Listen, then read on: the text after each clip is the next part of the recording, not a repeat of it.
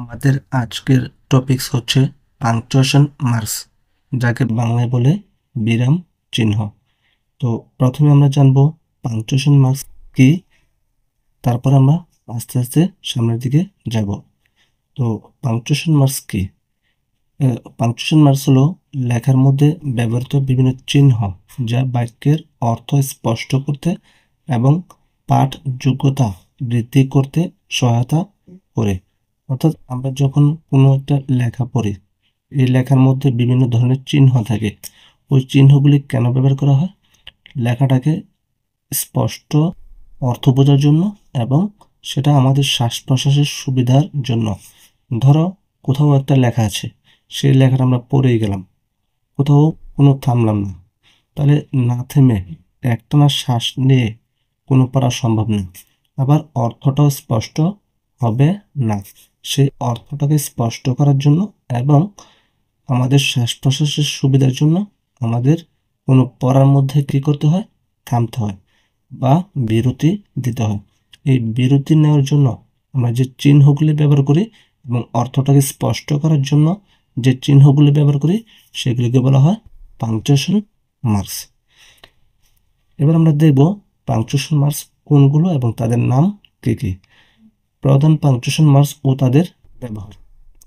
Punctuation marks হলো এগুলো: full stop, comma, question mark, exclamation mark, colon, semicolon, apostrophe, quotation marks, তারপর হচ্ছে dash, hyphen, parenthesis, brackets.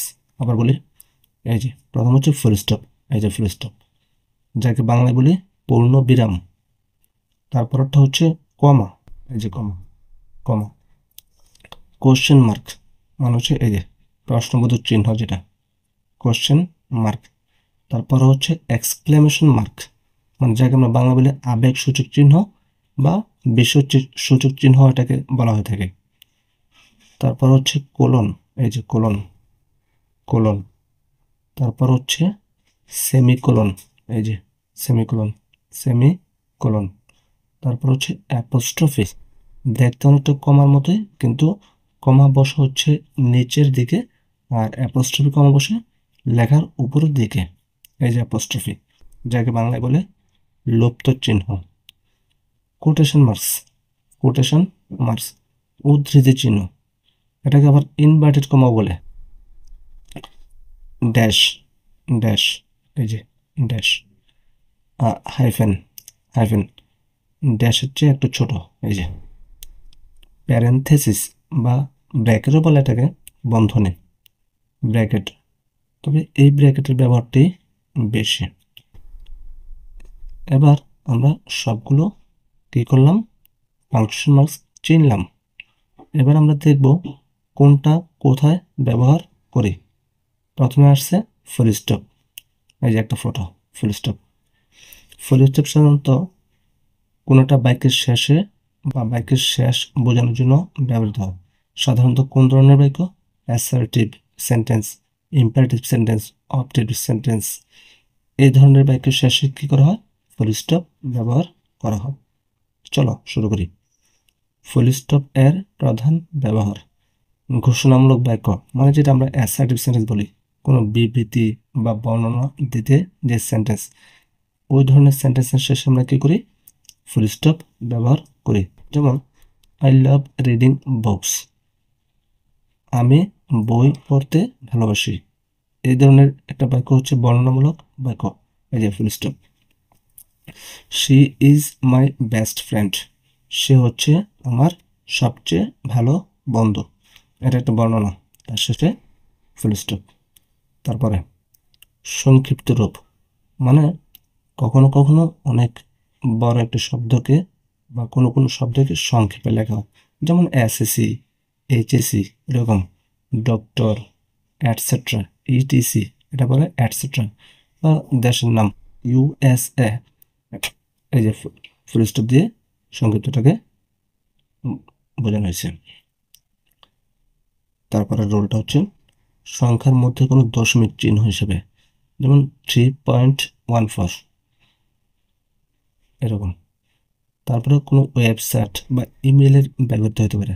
Email ঠিকানা যেমন এই যে www.google.com, এই যে একটা ওয়েব অ্যাড্রেস, তার মধ্যে এই যে ফুল স্টপ আছে। তাহলে এই যে ব্যবহারগুলো বললাম, এইসব ক্ষেত্রে আমরা ফুল স্টপ ব্যবহার করি। এবার আসি তার পরের পাংচুয়েশন মার্কসে, কমা। কমা চলো দেখি কোথায় ব্যবহার করি। প্রথম বলছে কোনো তালিকা পৃথক করতে, মানে একসাথে যখন আমরা অনেকগুলো জিনিসের নাম বলি সেটাকে আলাদা করতে আমরা কমা ব্যবহার করি। যেমন উদাহরণ দেখাই, I bought apples, bananas, oranges and grapes. আমি আপেল, অরেঞ্জ বা কমলা এবং আঙুর কিনেছিলাম। এখানে অ্যাপলস, ব্যানানাস, অরেঞ্জেস এগুলো কমা দিয়ে আলাদা করা হয়েছে। তারপরে দুইটি স্বাধীন ক্লজ বা বাক্যাংশ আলাদা করতে, দুটা যদি বাক্য থাকে, যেমন বাংলায় লিখছি এটা, আমি বাইরে যাব কিন্তু আবহাওয়া ভালো না। আমি বাইরে যাব একটি বাক্য, কিন্তু আবহাওয়া ভালো না একটি বাক্য। এই দুটো বাক্যকে আমরা কি করছি, এই কমা দিয়ে আলাদা করলাম। সম্বোধন করতে, সম্বোধন বলতে যেমন দেখো, রফিক তুমি কি আমার কথা শুনতে পাচ্ছ? এখানে আমরা কি করলাম, রফিকের সাথেই কথাটা বললাম, তাকে ডাক দিয়ে, রফিক তুমি কি আমার কথা শুনতে পাচ্ছ? এই রফিক নামের পরে কমা দিলাম, এটাকে বলা হয় সম্বোধন করা। তারপর হচ্ছে অতিরিক্ত তথ্য যোগ করতে, মানে কোনো কিছু একটা বলা আছে, ওই বিষয়টা সম্পর্কে আবার বাড়তি তথ্য দেব। এই বাড়তি তথ্য দেওয়ার জন্য আমরা কি করি, আগে এবং পরে কমা দিই। যেমন ঢাকা খুব সুন্দর শহর, ঢাকার সাথে বলা আছে যা বাংলাদেশের রাজধানী। বাংলাদেশের রাজধানী কোনটা? ঢাকা। ঢাকার পাশে আরেকটি তথ্য দেওয়া আছে বাংলাদেশের রাজধানী। তো এখানে ঢাকার সাথে একটা কমা, আবার তার শেষে যেখানে বাড়তি তথ্য দেওয়া হয়েছে এখানে একটা কমা। এটা গ্রামারের ভাষায় বলে কেস ইন অ্যাপোজিশন, ইংরেজিতে গ্রামারে বলে। এবার তার পরের পাংচুয়েশন মার্কসে আসি। কোয়েশ্চেন মার্ক মানে প্রশ্নবোধক চিহ্ন, এই যেটা কোথায় ব্যবহার করি, প্রশ্নবোধক বাক্যের শেষে, মানে কোনো প্রশ্ন জিজ্ঞাসা করতে, যেটা আমরা বলি ইন্টারোগেটিভ সেন্টেন্স। যেমন তুমি কোথায় যাচ্ছ, এটা প্রশ্ন করছে বা জানতে চাইছে। ইংরেজিতে বলি ওয়ার আর ইউ গোয়িং, তুমি কোথায় যাচ্ছ। এই যে শেষে প্রশ্নবোধক চিহ্ন, এই যে প্রশ্নবোধক চিহ্ন। তারপরের পাংচুয়েশন মার্কস এক্সক্লেমেশন মার্ক, মানে যেটা আমরা বলি আবেগসূচক চিহ্ন বা বিস্ময় চিহ্ন। যেমন সাধারণত এক্সক্লেমেটরি সেন্টেন্সের শেষে এক্সক্লেমেশন মার্ক ব্যবহৃত হয়, অথবা আমরা বলতে পারি ইন্টারজেকশনের শেষে এক্সক্লেমেশন মার্কস ব্যবহার করা হয়। যেমন বাহ কি সুন্দর দৃশ্য, বাহ, এই যে এটা হচ্ছে ইন্টারজেকশন বাংলায়, wow what a nice scenery it is, wow. তারপরে হচ্ছে এই যে এক্সক্লেমেটরি চিহ্ন। তো আজ এ পর্যন্তই, আমরা তার পরের ভিডিওতে বাকি অংশগুলো শেষ করব। ভিডিওটি দেখার জন্য ধন্যবাদ।